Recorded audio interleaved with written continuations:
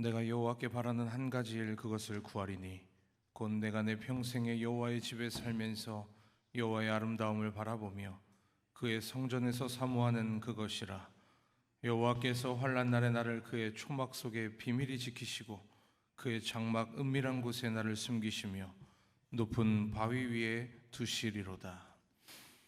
무더위가 절정에 이른 한여름의 복판에서 우리 하나님을 찬양합니다. 이 시간 시와 찬미와 새 노래를 올려드리는 우리의 예배를 받아 주옵소서. 신앙의 고백이 담긴 정성스러운 예물도 향기롭게 받으시며 정직한 마음으로 거짓없이 드리는 기도에도 주님 귀를 기울여 주시옵소서. 오늘도 위임 목사님을 통하여 들려주시는 하나님의 생명의 말씀을 들을 때에 우리의 심령이 독수리가 날개치며 올라감과 같이 새 힘을 얻게 하여 주시옵소서. 감사드리며 예배의 주관자가 되시는 예수 그리스도의 이름으로 기원하옵나이다. 아멘. 다 같이 사도신경으로 우리의 신앙을 고백합니다. 나는 전능하신 아버지 하나님 천지의 창조주를 믿습니다. 나는 그의 유일하신 아들 우리 주 예수 그리스도를 믿습니다. 그는 성령으로 잉태되어 동정녀 마리아에게서 나시고 본디오 빌라도에게 고난을 받아 십자가에 못 박혀 죽으시고 장사된 지 사흘 만에 죽은 자 가운데에서 다시 살아나셨으며 하늘에 오르시어 전능하신 아버지 하나님 우편에 앉아 계시다가 거기로부터 살아있는 자와 죽은 자를 심판하러 오십니다.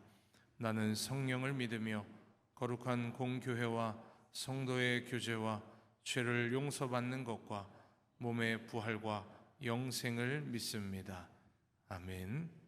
다 함께 찬송가 15장 함께 찬양합니다.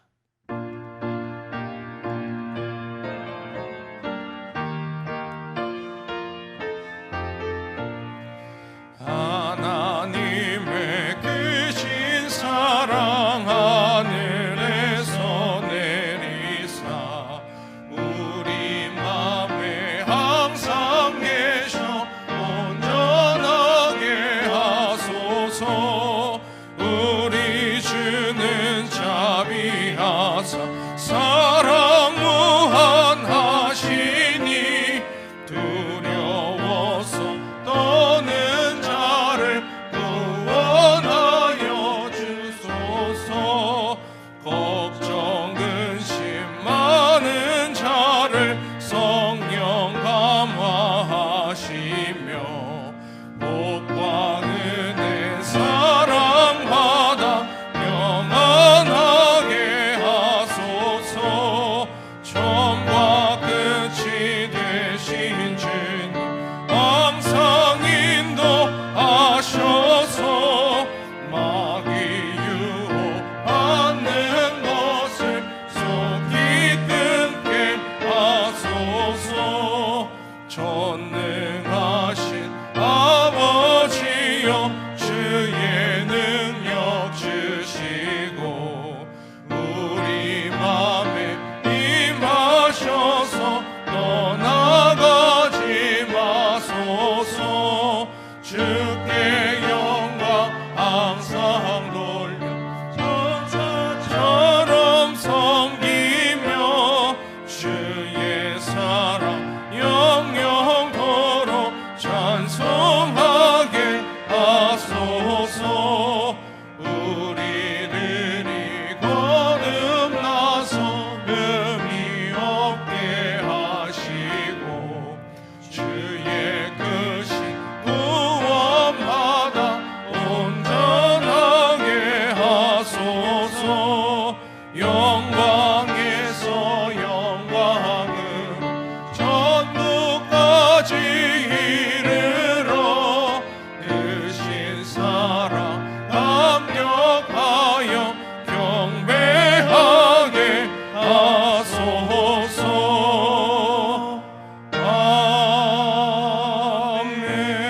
아멘.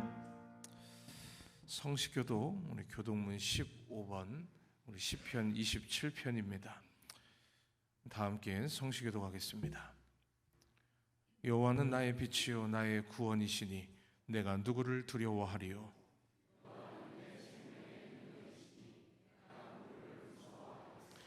악인들이 내 살을 먹으려고 내게로 왔으나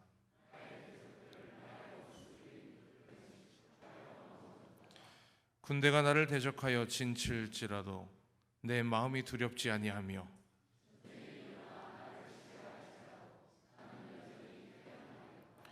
내가 여호와께 바라는 한 가지 일 그것을 구하리니 곧 내가 내 평생에 여호와의 집에 살면서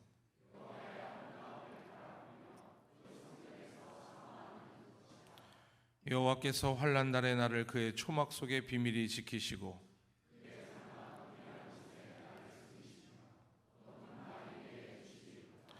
이제 내 머리가 나를 둘러싼 내 원수 위에 들리리니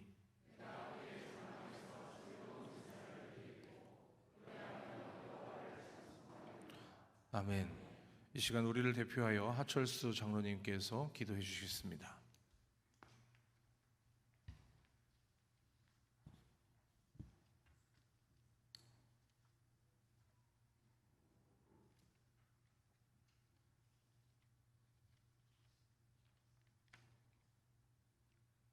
거룩하신 하나님 아버지, 귀한 날 복된 날 주님의 날을 주셔서 참 안식을 누리며 예배드리게 하시니 감사합니다. 지난 한 주간 동안 진주교회의 건속들의 각자의 처소에서 지켜 보호하시어 최선을 다하는 삶을 살게 하시니 감사합니다. 오늘 이 시간 이 예배를 통해서 우리의 몸과 마음과 영혼이 온전히 주님께 맡겨지고 하나님의 말씀 속에 묶여지기를 소원합니다. 주님, 우리의 모습을 되돌아봅니다. 나를 깨지 못한 모습, 불신앙의 모습들이 나의 생활의 구석구석에 독버섯처럼 솟아나 있는 것을 보게 됩니다. 나의 주변과 삶 속에서 털어내어야 될 구석과 단절시켜야 될 인간적인 욕망들, 이 모든 것들을 내려놓게 하셔서 온전한 회개를 이루게 하시옵소서. 우리의 믿음의 눈을 열어주셔서 나를 인도하시는 주님을 볼 수 있게 하시옵소서. 성령의 인도와 감화하심으로 거룩하고 성결함을 이루어서 주님 닮아가는 우리의 모습이 되기를 소원합니다. 우리의 하루하루의 삶이 바로 예배의 현장이 되게 하시옵소서. 하나님의 긍휼하심을 체험케 하시옵소서. 하늘나라의 선한 일꾼으로 다시 세우시고 주님께서 쓰시는 요긴한 도구들로 제 역할을 잘 감당하게 하시옵소서. 2025 BCM교회 여름 계절 교육을 은혜 중에 잘 마치게 하심을 감사드립니다. 다음 세대들을 통하여서 이루어내실 주님의 크고 아름다운 계획을 기대하며 기도하게 하옵소서. 사랑이 많으신 하나님 아버지, 이웃과 민족을 품고 나가는 진주교회가 되기를 소원합니다. 수해를 당해 삶의 터전을 잃고 고통당하는 수재민들을 향한 기도와 섬김이 있기를 소원합니다. 나를 필요로 하는 곳에 기꺼이 손 내미는 넉넉한 마음을 주시고 주님의 사랑을 소유하게 하시옵소서. 진주교회의 건속들의 가정과 직장과 사업체 위에 전지전능하신 하나님의 은총이 임하기를 소원합니다. 단위에 세워주신 임 목사님께 권능으로 함께 하시고 성령의 주장하심으로 은혜의 말씀, 살아 움직이는 말씀에 모두가 집중하고 순복하게 하옵소서. 찬양팀의 찬양을 기쁘게 받아주시고 찬양대로 이루어지는 복을 허락하시옵소서. 무더운 하절기에 육신의 피곤함을 무릅쓰고 여름 계절교육 교사로 공동체를 섬기며 봉사하는 헌신들을 기억하시옵고 축복하시옵소서. 예배의 시종을 주님께 맡겨오며 우리 한 사람 한 사람에게 큰 뜻을 갖고 계시는 예수님의 이름으로 기도드리옵나이다. 아멘.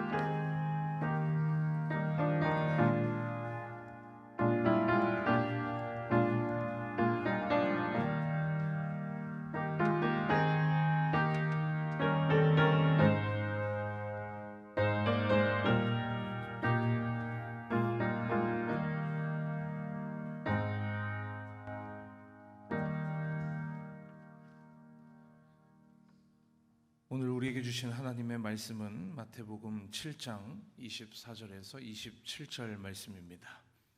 신약성경 10페이지에 있습니다. 마태복음 7장 24절에서 27절, 우리 스크린을 보시고 함께 한 목소리로 합독하겠습니다. 그러므로 누구든지 나의 이 말을 듣고 행하는 자는 그 집을 반석 위에 지은 지혜로운 사람 같으리니 비가 내리고 창수가 나고 바람이 불어 그 집에 부딪히되 무너지지 아니하나니 이는 주추를 반석 위에 놓은 까닭이요 나의 이 말을 듣고 행하지 아니하는 자는 그 집을 모래 위에 지은 어리석은 사람 같으리니 비가 내리고 창수가 나고 바람이 불어 그 집에 부딪힘에 무너져 그 무너짐이 심하니라. 아멘. 이 시간 봉헌 찬송 542장 함께 찬양하며 예물 올려드리겠습니다.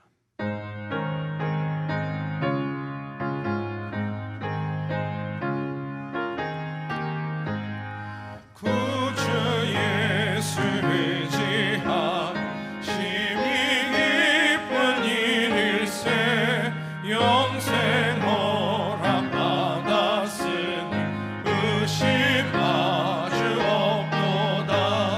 예수 믿는 것은 받은 증거 많도다. 예수 귀한 예수 믿음 더욱 주소서. 구주 예수 의지함이 심히 기쁜 일일세 주를 믿는 나의 마음 주의 피에 적시네. 예수 믿는 것은 받은 증거 많도다. 예수 귀한 예수 믿음 더욱 주소서. 구주 예수 의지하여 죄악 벗어버리네. 안위 받고 영생함을 주께 모두 얻었네. 예수 믿는 것은 받은 증거 많도다. 예수 귀한 예수 믿음 더욱 주소서. 구주 예수 의지하여 구원함을 얻었네. 영원 무궁지나도록 주여 함께 하소서. 예수 믿는 것은 받은 증거 많도다. 예수 귀한 예수 믿음 더욱 주소서. 아멘. 교회 소식을 전해드립니다. 오늘은 전통 예배로 드리고 다음 주일은 전세대 연합 예배로 드리겠습니다. 교회 소식입니다. 8월 31일까지 저녁 예배가 오후 7시에 있으며 이 기간 동안 위 목사님께서 주일 저녁 예배와 수요 예배를 통해서 하나님의 마음을 읽은 사람들 12 예언자 시리즈로 말씀을 전하고 계십니다. 위에서 기도해 주시고 함께 많이들 참석해 주시면 좋겠습니다. BCM 교회 각 부서의 여름 계절 교육 캠프와 수련회가 하나님의 은혜 가운데 잘 마쳤습니다. 무더운 여름에 우리 수고해 주신 선생님들과 또 기도로 후원해 주신 우리 성도님들께 감사드립니다. 앞으로도 우리 다음 세대를 위해서 관심과 기도를 많이 가져주시면 좋겠습니다. 지방의 소식입니다. 여전도의 전국연합회 수련회가 8월 19일 화요일 신길교회에서 있습니다. 화요일 새벽에 우리 교회에서는 출발하신다고 하는데 가고 오는 길 안전하도록 위해서 기도해 주시기 바랍니다. 교육자 동정입니다. 우리 아기 학교 세미나가 충신교회에서 있는데 8월 22일 금요일입니다. 우리 교회에서는 김규일 목사님이 다녀오십니다. 김무현 전도사님이 내일부터 29일까지 휴가를 갖도록 하겠습니다. 금주 111 기도의 제목은 입원과 치료 과정 가운데 있는 우리 믿음의 가족들을 돌보시고 주님의 인도하심과 보호하심이 있게 하옵소서입니다. 8월 23일 교회 청소는 주보를 참고해 주시기를 바랍니다. 이제 엘리야 중창단의 찬양이 있은 후에 우리 위임 목사님께서 지혜로운 성도라면 이라는 제목으로 말씀 전해 주실 때에 큰 은혜 받으시기 바랍니다.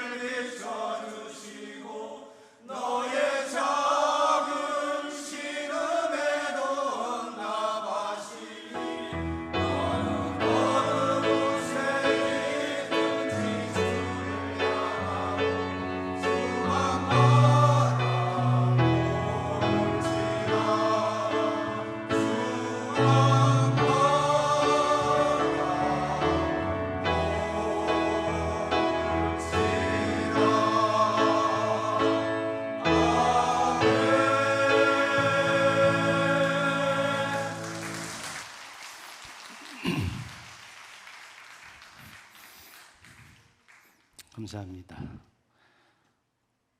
우리 옆에 있는 분들 인사했나요? 자, 휴가들 잘 다녀오셨죠? 안 가셨어요? 앞으로 또 가실 건가? 휴가들 잘 다녀오신 것 같아서 우리 옆에 분들에게 인사하겠습니다. 건강하게 다시 뵈서 감사합니다.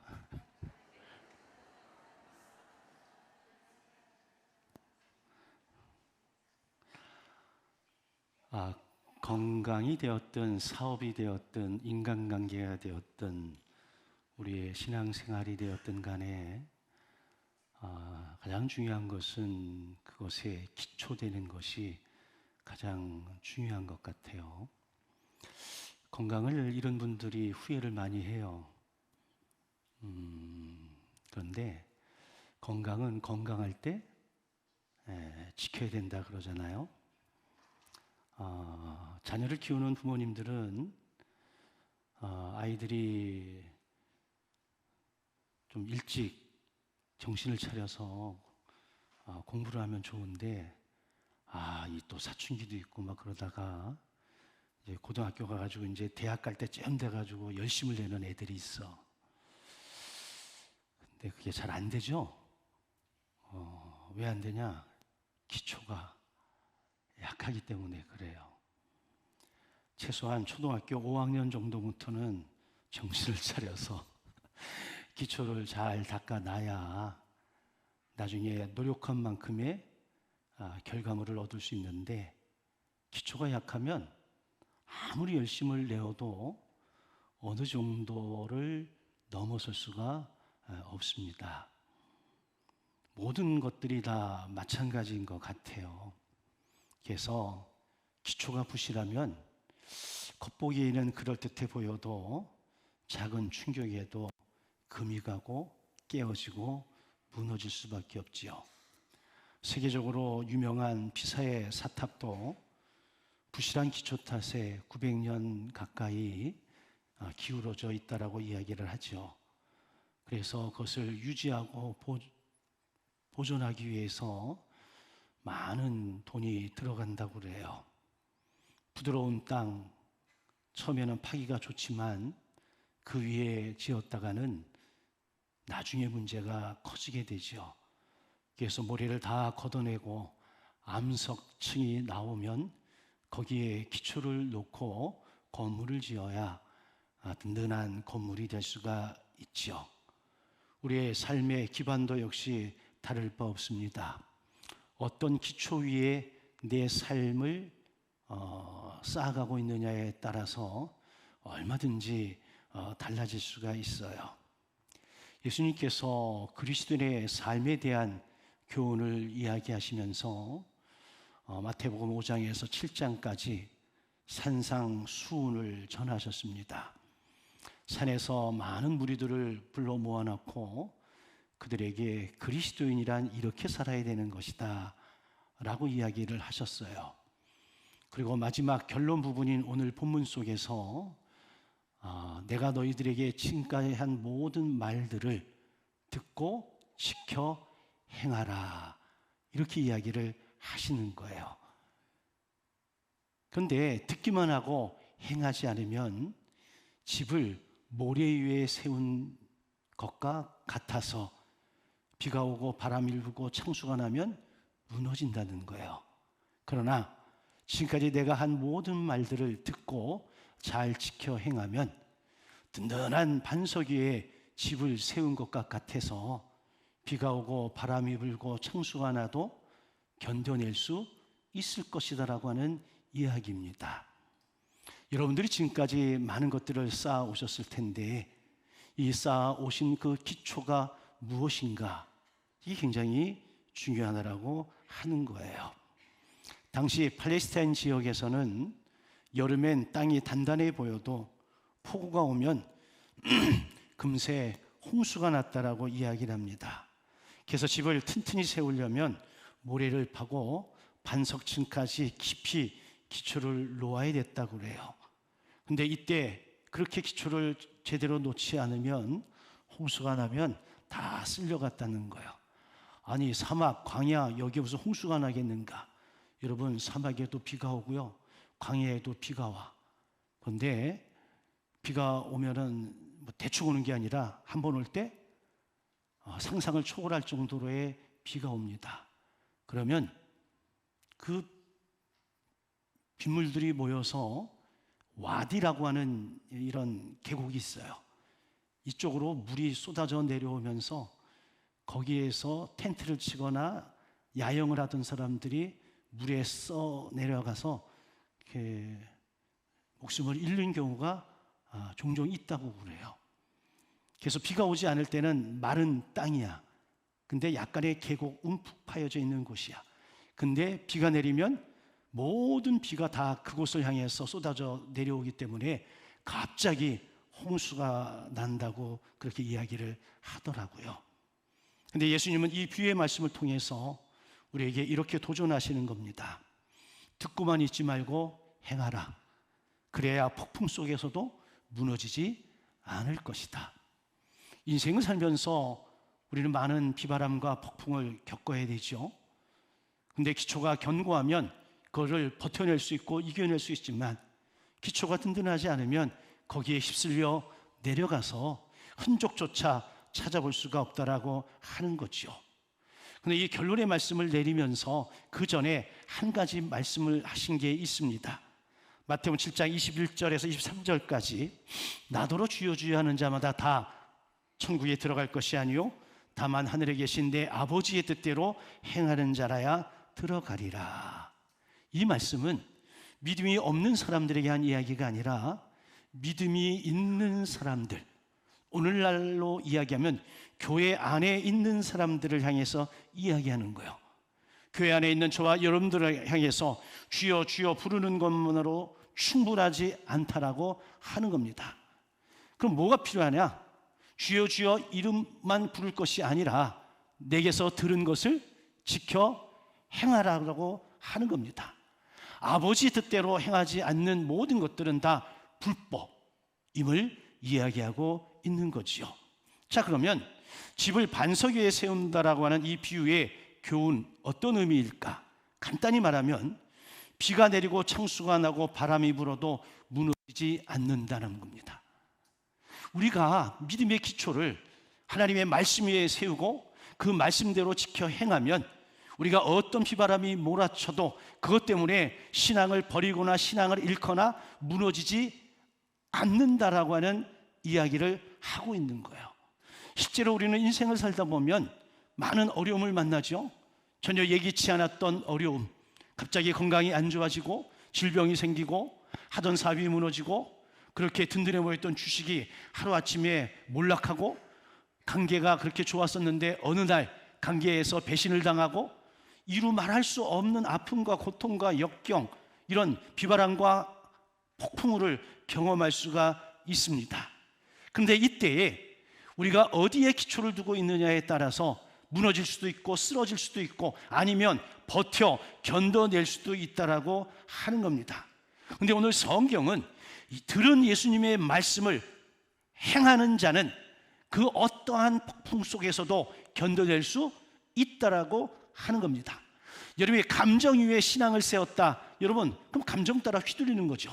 어떤 사람에게 여러분들의 믿음의 기초를 놓았다, 그 사람이 흔들리면 내 믿음도 흔들려 버립니다. 그러나 전혀 변함없는 1.1핵도 변함이 없는 여전히 살아서 역사하시는 하나님의 말씀 위에 믿음의 기초를 세우면 어떤 경우에도 우리는 흔들리지도 않고 넘어지지도 않는다라고 하는 겁니다.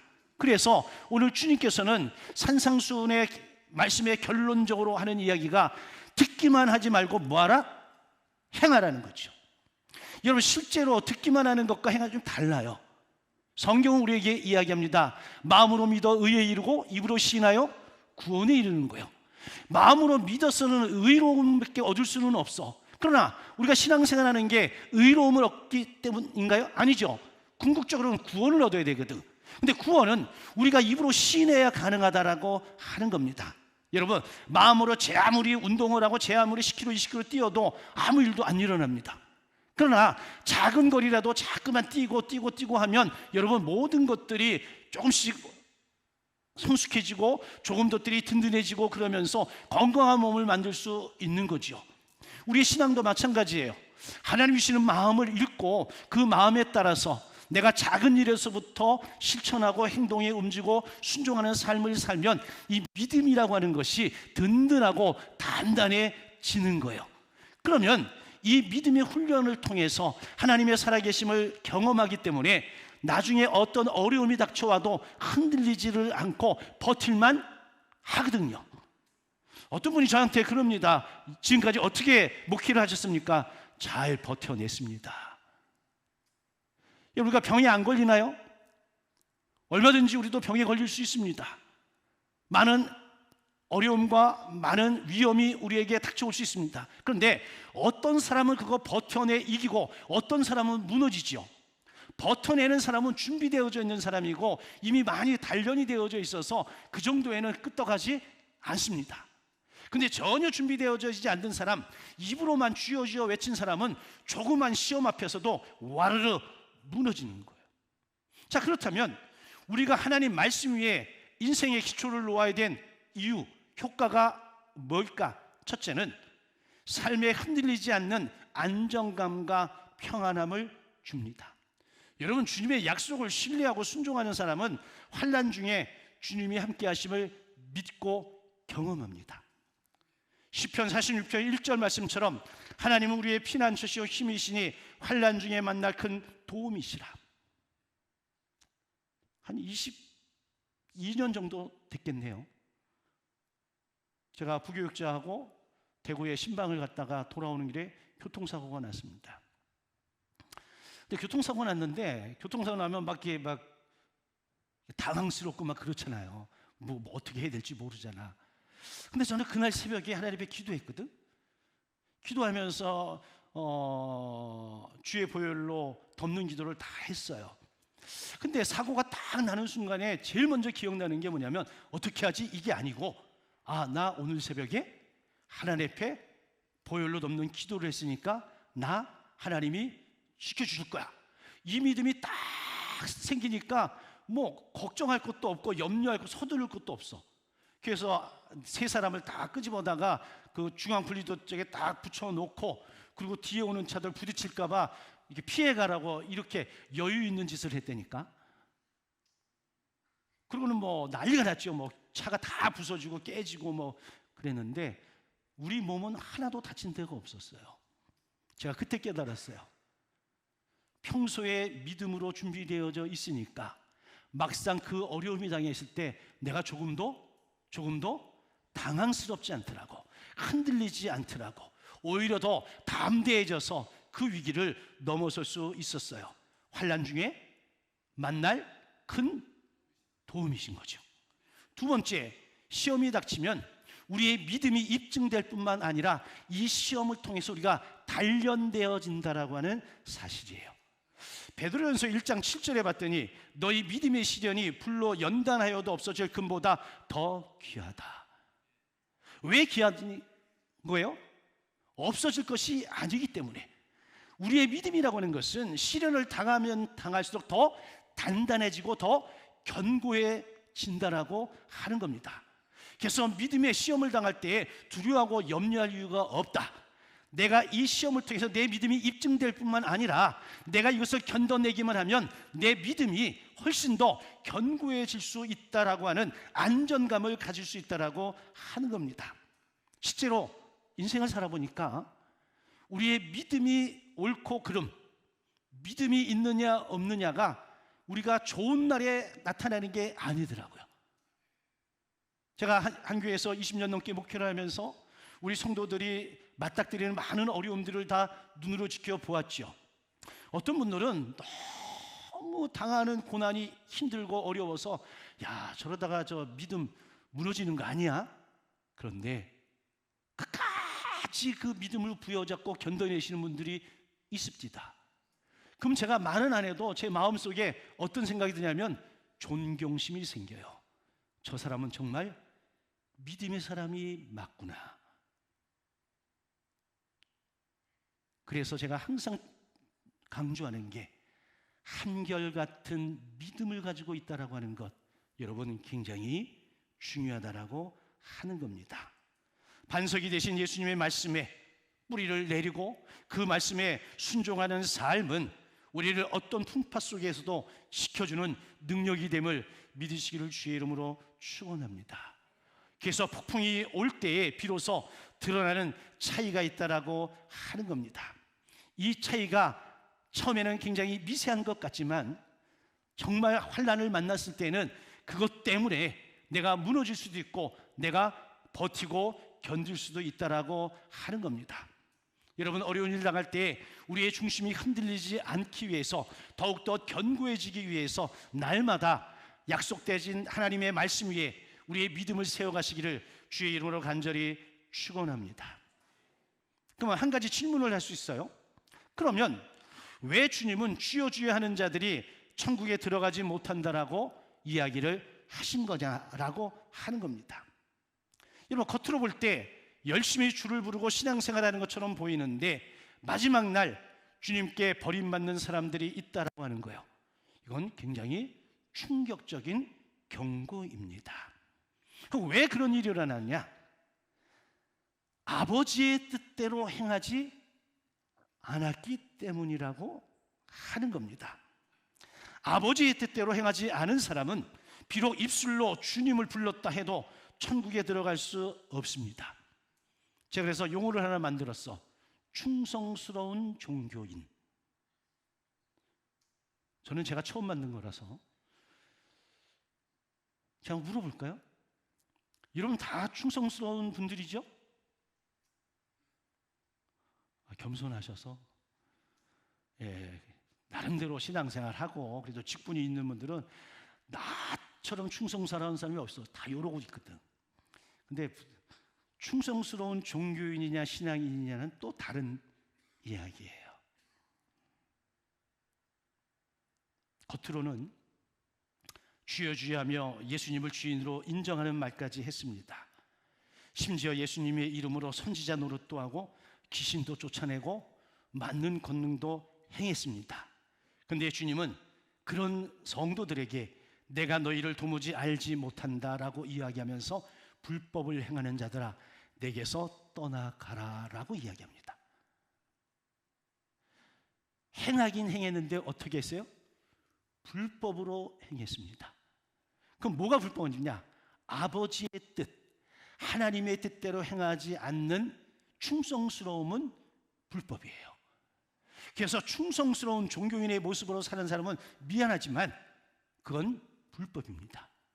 거기에 대해서 예수님은 내가 너를 도무지 모른다고 이야기하셨습니다. 근데 또 하나, 내게서 떠나가라고 했습니다. 주님 주변에 주님과 함께하는 사람들 가운데에 주님의 이름으로 불법을 행하는 자들이 많았기 때문에 그들을 향해서 내게서 떠나가라라고 명령을 하신 겁니다.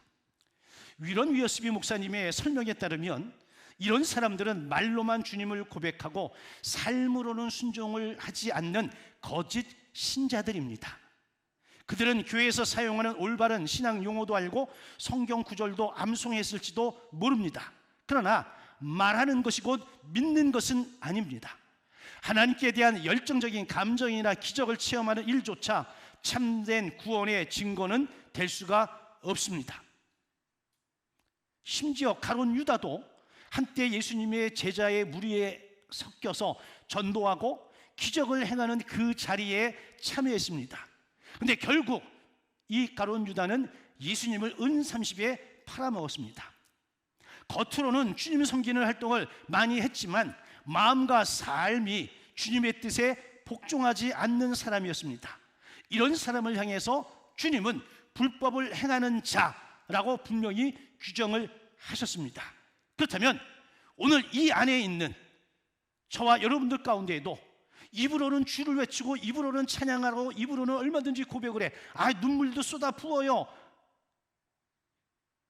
그런데 정작 하나님의 말씀대로 따라 살지 않는다면 그 사람들을 향해서 예수님은 뭐라 그러는 거예요? 불법을 행하는 자들아.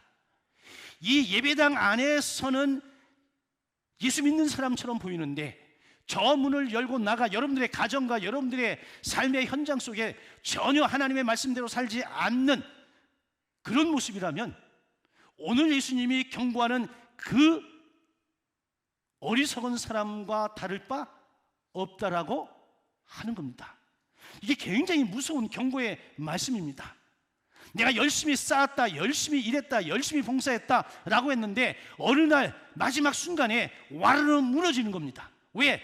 너는 내 뜻대로 한 것이 아니라 너의 뜻대로 했잖아. 굉장히 무서운 이야기 아니겠어요? 그래서 야고보 기자가 뭐라고 얘기합니까? 행함이 없는 믿음은 본질상 죽은 믿음이랍니다.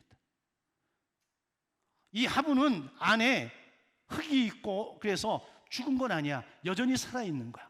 근데 이걸 잘라다가 꽃꽂이를 해놓으면 얘는 죽은 거예요? 살아있는 거예요? 살아있으나 죽은 겁니다. 시간이 지나면 죽어. 왜? 뿌리가 잘려나가서 영양분을 도무지 공급받을 수 없기 때문에 잘리는 순간 이미 죽은 거나 마찬가지야. 그런데 아직까지 뭔가가 남아있기 때문에 그것을 유지하고 있을 따름이라고 하는 겁니다. 여러분, 존 파이퍼 목사님도 이 부분을 이렇게 언급했어요. 사람이 마지막 심판 때 행위로 정죄를 만약에 받는다면 그것은 그 행위들이 그들의 믿음이 거짓임을 증언하기 때문이다. 여러분, 구원은 믿음으로 받는 거예요. 그런데 만약에 행위로 구원받는다라고 친다면 그 행위들은 내가 가지고 있는 믿음이 거짓임을 증거하기 때문이라 결국 믿음으로 구원받는 거예요. 믿음이 있으면 구원받는 거고 믿음이 없으면 구원받지 못한다. 믿음이 있으면 하나님의 나라에 들어가는 것이고 믿음이 없으면 아무리 충성스러운 종교인으로 살았다 하더라도 여러분 하나님 나라에 들어가지 못한다. 그래서 어떤 목사님은 이러한 믿음을 가리켜서 예수님께서 교회 안에 종교인들을 향해 주시는 가장 무서운 도전입니다 라고 이야기했어요. 가끔 어떤 모임에 가면 그런 얘기를 많이 합니다. 주일날 설교에서도 복음을 전해야 된다고. 다 예수 믿는 사람들이 앉아 있는 것 같지만 그 안에 예수 믿지 않는 사람이 있다는 거예요. 충성스러운 종교인들이 있다는 거예요. 여러분, 우리도 자칫 잘못하면 스스로 속이고 종교적 자기 기만에 빠질 수 있습니다. 충성스러운 종교인으로 평생을 자기를 속이면서 살아가는 어리석은 사람일 수 있습니다. 그런데 마지막 주님 앞에 섰을 때 주님이 내가 너를 도무지 알지 못한다라고 하면 그때는 방법이 없어요. 그래서 매일매일의 삶 속에서 우리는 말씀 앞에서 나 자신을 성찰하는 삶을 지속적으로 살아야 됩니다. 얼마 전 몇 권의 책을 읽다가 발견을 했어요.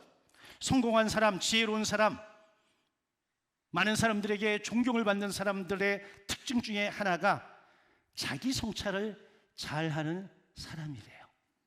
여러분, 성공한 사람은 실패 안 했을까요? 수많은 실패를 했죠. 여러분, 죄 짓지 않고 사는 사람이 이 세상에 어디 있어? 다 나름대로 죄를 짓고 삽니다. 어떤 건 들키지 않은 죄가 있을 뿐이지 모든 사람은 다 죄를 짓고 살아가. 그런데 성공한 사람, 승리한 사람, 존경받는 사람들은 그 과정 속에서 자기를 살펴보고 돌아보고 성찰을 한다는 거예요. 그리고 거기에서 좀 더 나은 삶을 향해서 외요의 삶이 아니라 어떻게의 삶을 살아냈기에 그런 열매를 맺는다는 거예요. 제가 코칭을 공부하면서 코칭에서 제일 중요한 게 질문이에요. 질문. 근데 여러분, 질문이 좋으면 답도?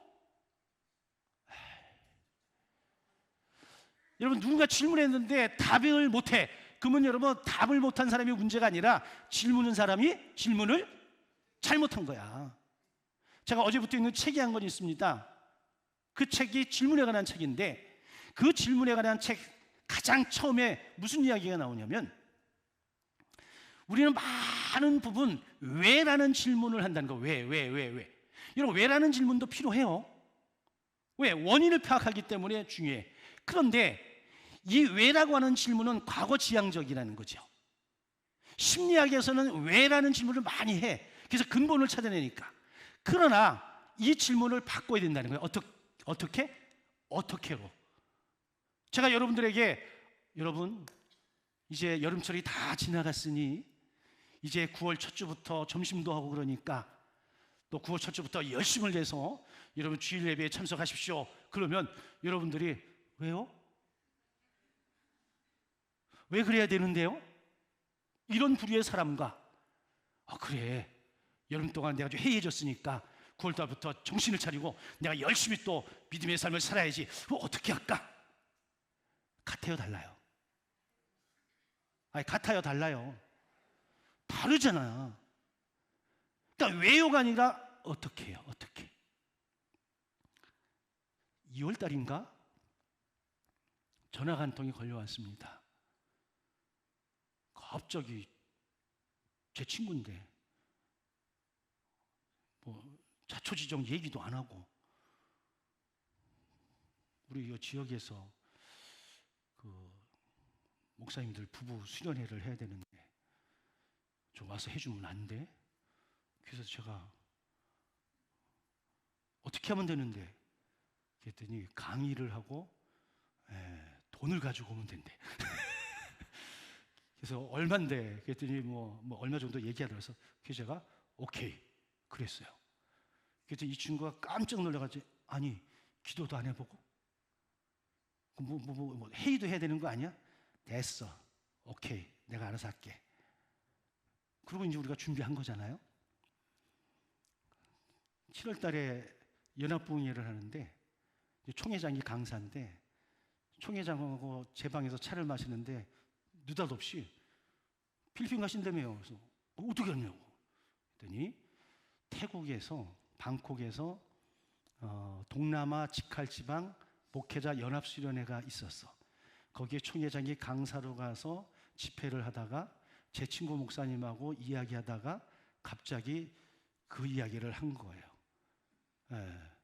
그래서 이렇게 돼서 이렇게 했는데 이명관 목사가 묻지도 따지지도 않고 오케이 해서 이렇게 됐다고. 그러니까 이 총회장이 하는 얘기가 목사님 대단하세요. 그래서 대단하게 뭘 대단이야. 올해니까 가는 거지. 근데 여러분 제가 그 친구한테 직접 들은 얘기가 아니라 이게 뺑 돌아서 들어온 얘기잖아요.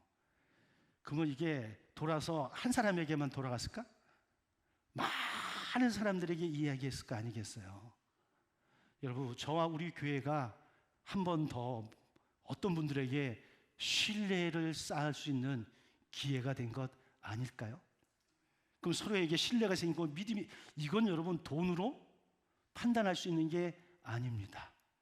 여러분들이 사순절을 보내면서 사순절 금식 헌금을 모아서 그 모은 헌금을 가지고 제가 11월 달에 가서 그것을 섬기게 되어지는데 저는 조용히 섬기기를 원했는데 이미 소문이 다 나버렸어요.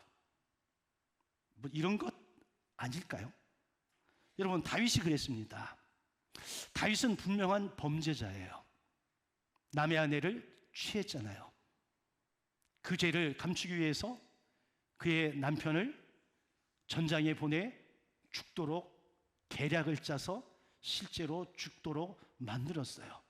어찌 보면 간음죄와 살인죄를 동시에 지은 인간이야. 여러분 난 이 인간 용서할 수가 없어. 여러분 같으면 용서하시겠어요? 여러분 용서가 됩니까? 근데 하나님은 이 인간을 뭐라 그래요? 내 마음에 합한 자래. 하나님도 이해할 수가 없어. 아니 어떻게 이런 인간을 갖다가 마음이 합해.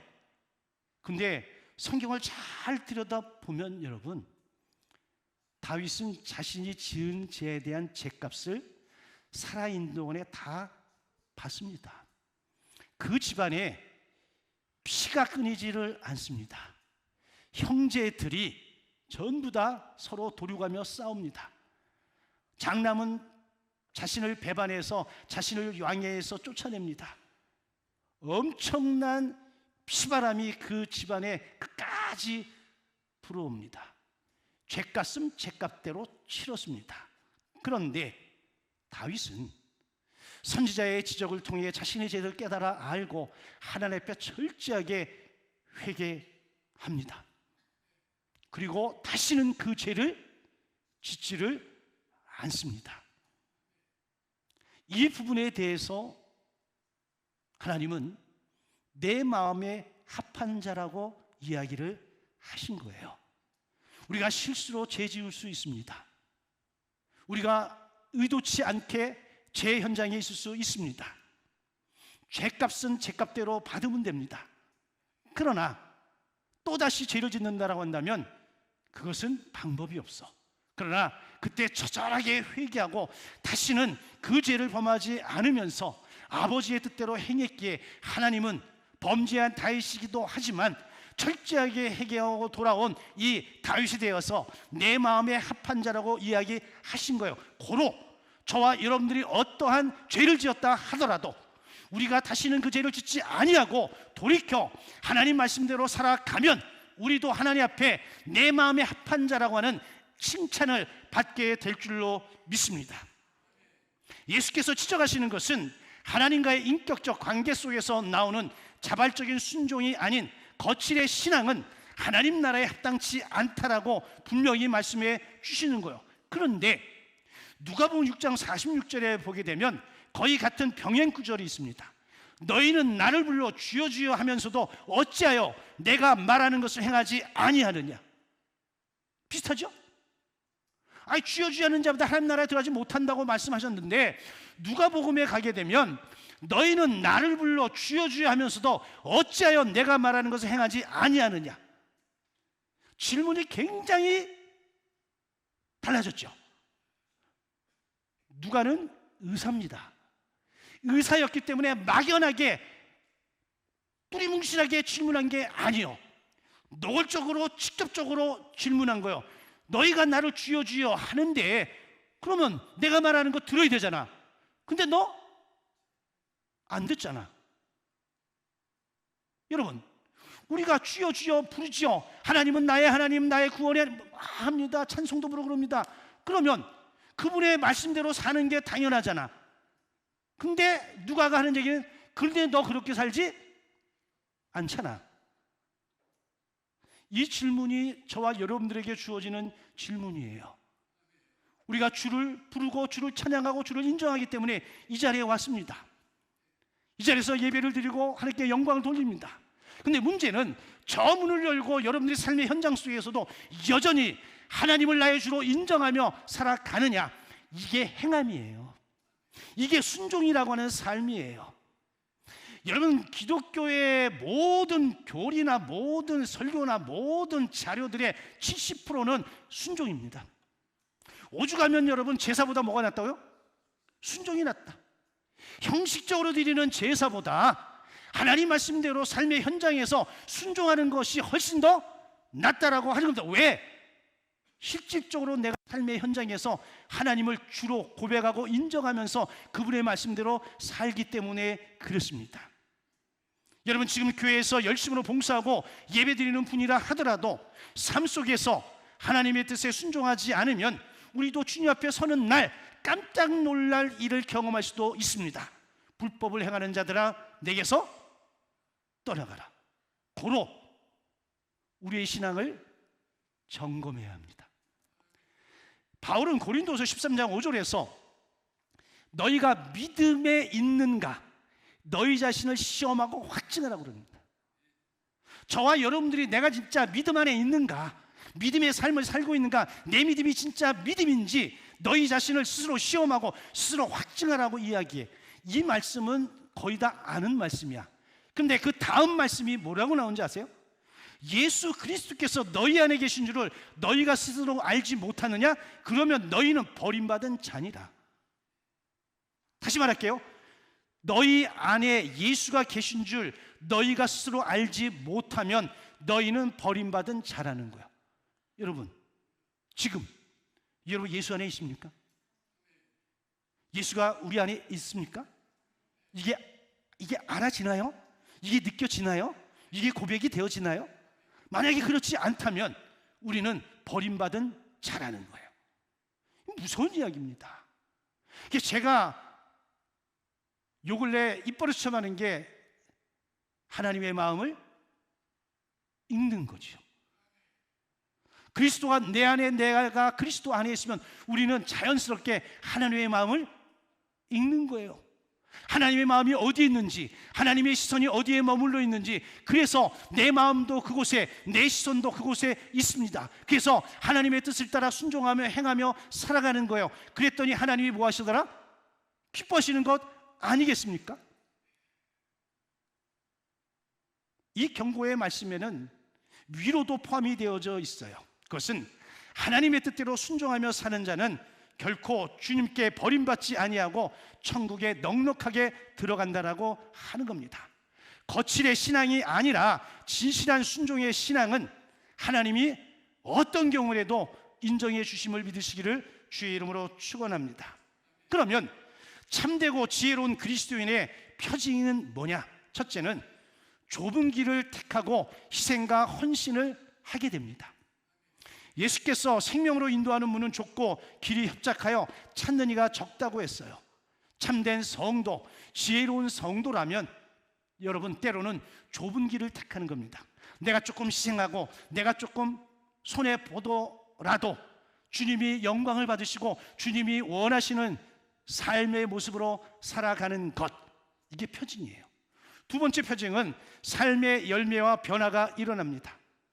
좋은 열매는 나쁜 열매를 맺지 않아요. 좋은 나무는 나쁜 열매를 맺지 않아요.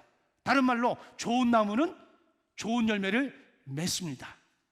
여러분의 삶에 좋은 열매가 맺어지고 있습니까? 야고보 기자가 이런 이야기 하지 않습니까? 행함이 없는 믿음은 죽은 믿음. 그런데 아세요 여러분? 행함으로는 구원을 못 얻어. 믿음으로 구원을 얻어. 근데 믿음으로 구원을 얻은 사람은 당연히 그에 따른 뭐가 있다고요? 행함이 있다는 거죠. 이게 뭐예요? 변하고 열매입니다. 세 번째, 끝까지 견디는 믿음의 지속성을 가져요. 이런저런 일에 일희일비하지 아니하고 이런저런 일 때문에 믿음이 있네 없네 뭐 교회를 나오네 이러지 아니하고 언제나 한결같이 믿음의 자리를 지켜낸다는 거죠. 그래서 가끔 암에 걸려서 힘들어하시는 우리 성도들이 계실 때 있어. 지난주에도 한 분이 예배 전에 찾아왔습니다. 그래서 제가 기도를 해드렸어요. 근데 나가다가 다시 들어오셔가지고 목사님 저 좀 한번 안아주세요. 제 아내가 옆에 있었습니다. 그래서 제가 이렇게 안아드렸어요. 기도해드렸습니다. 제가 그 모습을 보면서 많이 속으로 울었습니다. 사람이 막다른 골목에 다다르면 의지하고 싶은 게 있어요 없어요? 있습니다. 여러분 그 의지의 대상이 하나님이시길 주의 이름으로 축원합니다. 그 의지의 대상이 우리가 함께 믿음의 삶을 함께 살아가는 우리 모두가 되어지기를 주의 이름으로 축원합니다. 나 혼자는 힘들지만 나와 함께하는 이그들이 있으면 우리가 얼마든지 이겨내고 승리할 수 있습니다. 그래서 우리가 하나님 뜻대로 순종하기 위해서 어떻게 해야 될까? 제가 오늘 팁을 알려드리고 마치겠습니다. 하나님의 순종하는 것에는 두 가지 차원이 있어요. 하나는 하나님의 뜻에 순종하는 것, 또 하나는 하나님의 방식에 순종하는 거예요. 무슨 얘기냐? 종종 우리는 하나님의 일을 한다고 하면서 내 방식대로 합니다. 하나님의 뜻대로 한다면서 내 방식대로 해. 이건 아닙니다. 하나님의 뜻은 누구의 방식대로? 하나님의 방식대로 해야 됩니다. 근데 우리는 많은 부분 지금까지 솔직히 얘기해서 지금까지 하나님의 뜻을 표방하면서 누구 방식대로 했어요? 내 방식대로 했습니다. 그러면서 하나님의 뜻대로 했다고 합니다. 아닙니다. 사울이 하나님에게 명령을 받았습니다. 아말렉과 전쟁에서 모든 것들을 진멸하라. 근데 아말렉 전투에서 이겼습니다. 그런데 자기 눈에 보기에 좋은 것들은 다 감추고 숨겼습니다. 그리고 나중에 좋은 곳으로 하나님 앞에 예배 드리려고, 제사 드리려고 했다고. 여러분, 하나님의 뜻을 자기 방식대로 해석한 거잖아. 여기에 대해서 하나님은 실망하고 책망하신 거예요. 그래서 순종이 뭐보다 낫다고요? 제사보다 낫다고 한 거예요. 우리의 순종이 자칫 잘못하면 하나님의 뜻을 내 방식대로 해놓고 내가 순종했다라고 이야기합니다. 아닙니다. 우리의 순종은 하나님의 뜻을 하나님의 방식대로 행하는 것, 이게 성경적 순종입니다. 지금까지는 어떤 순종을 했는지 제가 알 수 없습니다만 앞으로의 순종은 하나님의 뜻을 하나님의 방식대로 행하는 정말 하나님이 기뻐하시는 순종의 삶을 우리 모두가 살아갈 수 있기를 주의 이름으로 간절히 축원합니다. 그러면 어떤 폭풍이 우리에게 몰려와도 우린 조금 더 흔들림 없이 끝까지 믿음을 지키고 견디며 승리할 수 있습니다. 그 은혜가 우리에게 있기를 주의 이름으로 축원합니다. 우리 함께 찬양하고 기도합니다.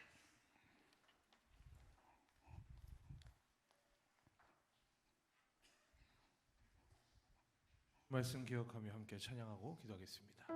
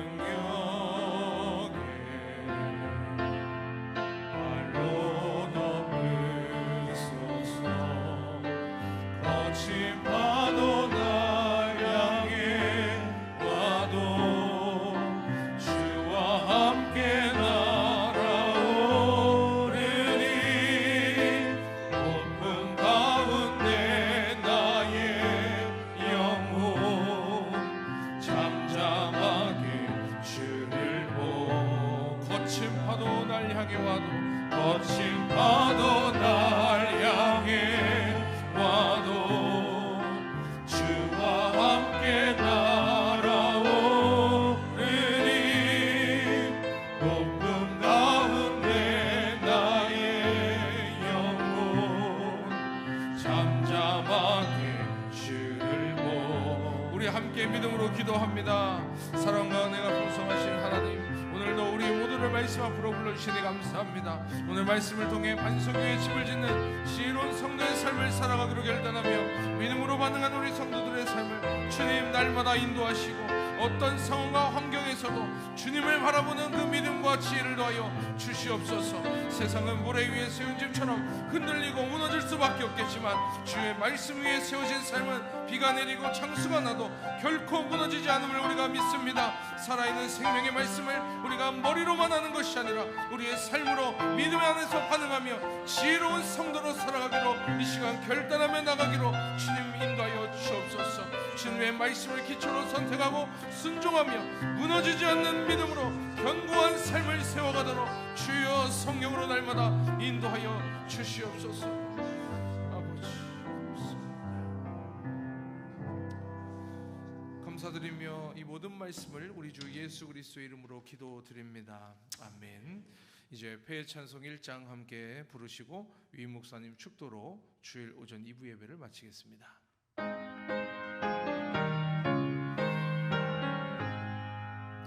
만복의 근원 하나님, 온 백성 찬송 드리고 저 천사여 찬송하세.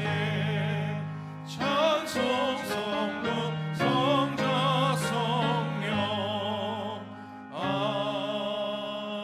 아멘. 은혜로우신 아버지 하나님 감사합니다. 하나님께서 베푸신 은혜와 사랑으로 오늘도 이곳에 있습니다. 내 인생에 폭풍이 몰려와도 온전히 주님을 바라보고 의지하면서 믿음으로 모든 것들을 이겨낼 수 있는 우리 믿음의 가족들 되게 하여 주시옵소서. 그것이 건강이든 사업이든 관계든 무엇이 되었든 믿음의 기초를 내리고 말씀의 기초를 내리고 말씀대로 행하는 삶을 통해서 우리의 신앙이 더욱더 견고해질 수 있도록 은혜를 허락하여 주시옵소서. 그래서 어떤 상황 속에서도 휩쓸리지 아니하고 주님의 이름으로 승리하는 우리 모두가 되게 하여 주시옵소서. 믿음으로 드린 예물 하나님께서 흠양하시고 더 크고 아름답고 좋은 것으로 우리에게 갚아 주옵소서. 이제는 우리 주 예수 그리스도의 크신 은혜와 하나님 아버지의 극진하신 사랑하심과 성령님의 감화감동 보호 인도하심이 하나님의 말씀을 하나님의 방식대로 순종하며 살아가기 원하는 우리 모든 믿음의 가족들 머리 위에 이제로부터 영원토록 함께 하시기를 간절히 축원하옵나이다. 아멘.